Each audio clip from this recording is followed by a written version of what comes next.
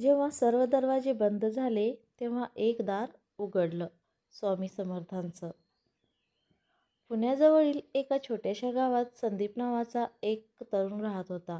घरची परिस्थिती खूपच गरीब. वडील आजारी, आई घरकाम करून कसाबसा संसार चालवत होती. संदीप खूप मेहनती होता, पण नशीब साथ देत नव्हतं. जॉब मिळत नव्हता, कर्ज वाढत होतं आणि एक दिवस असा आला की घर विकण्याची वेळ आली. त्या रात्री संदीप खूप रडत होता.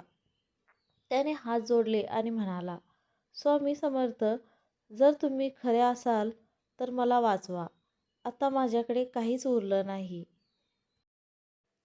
त्या रात्री त्याला स्वप्न पडलं. एक तेजस्वी साधू त्याच्या समोर आले. त्याने फक्त एकच वाक्य सांगितलं, भिवू नकोस, मी तुझ्या पाठीशी आहे.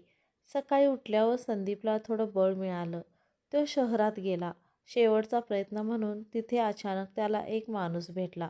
तो म्हणाला, तुला जॉब हवा आहे का? संदीप आश्चर्यचकित झाला.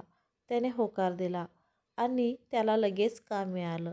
हळूहळू त्याची परिस्थिती बदलू लागली.